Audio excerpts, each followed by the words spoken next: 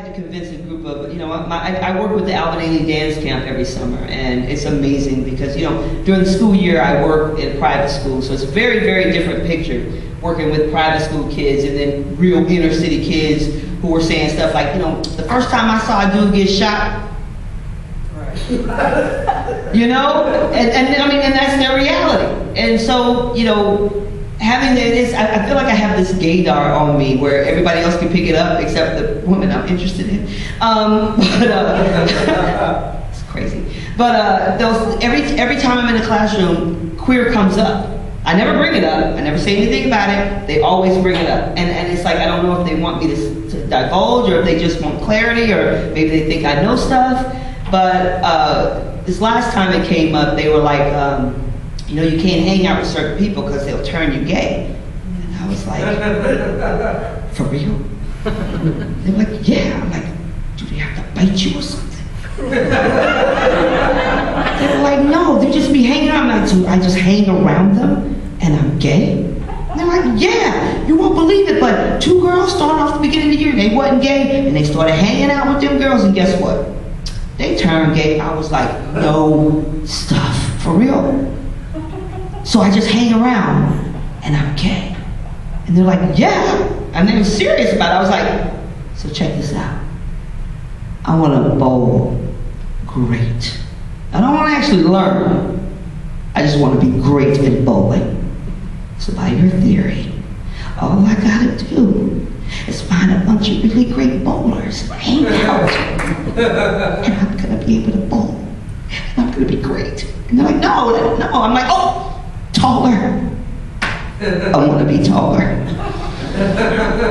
So by your logic, what you're saying is that if I hang out around tall people, I'm going to be tall. They're like, no. I'm like, a leprechaun. I want gold everywhere I find it, and all I gotta do is find me a group of leprechauns. And they're like, Miss Theresa, that don't make no sense. I'm like, and that's what you sound like every time you say something like that. You sound crazy. I'm gonna need you to stop sounding crazy around me, okay? So I'm the real teacher, and I guess that's why they call me the middle school whisperer, which I think is kind of funny and sad and funny, like back and forth. But they tend to get it, and I think a big part of it is because, people don't talk to we don't talk to our children. We don't ask them what they're thinking, and some of them think some really jacked up things, and somebody should talk to the babies. I can't get to all of them. So, I'm really grateful that my life in Atlanta and my life, since I came out, it's like, I'm not saying it's the cure-all and you should go out and come out right now if you haven't already. But, for me, it's like once I stopped pretending to be something else, I was able to be all the other things that I knew I could be. You know what I mean? This is crazy. I am at a point in my life, and it's sad because I feel like every once in a while I get really sad about it because I don't have really anything to bitch about. I am debt free. Who does that? You be poet and a poet and a teacher, that's post extra. Then you can't buy shit. So you don't owe shit. What?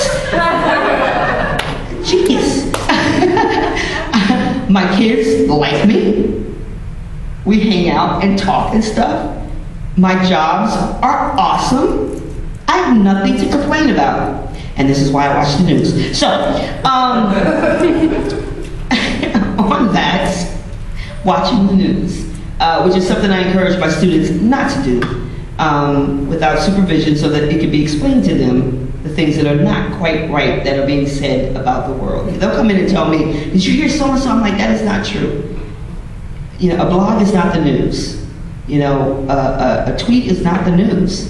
The news, quite often, is not the news. Just like you do a research paper, you go to multiple sources, do the same thing with your news before you start, sharing your misinformation with the world.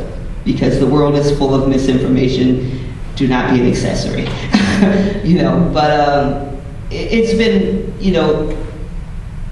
my working with these kids and my being out all the time, and not necessarily out in my classroom, you know, but I think they all know it. I mean, when I don the feather boa and put on the really shiny glasses and make them beg me for my autographs on their homework because they have to have their homework signed by me, I might be, you know, unleashing my inner drag queen a little bit there too. I think they know.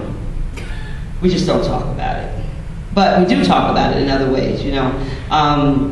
So my kids this year were very interesting, and because I encourage them to speak out, I feel like this is a part of what this festival is about people owning their voices and sharing their words and sharing their works and owning who they are and being who they are all the time. I mean, it's very important to me that whatever your background is, that as a young person, especially as a young person, you own who you are, you be who you are all the time. Because, you know, people will turn you into all kinds of things, but you have to let them, you know. And if you're informed, if you have strong people around you who are not afraid to be themselves, then you know, that helps, especially with the middle school monster. They just need it, and that's the only monster I deal with these days.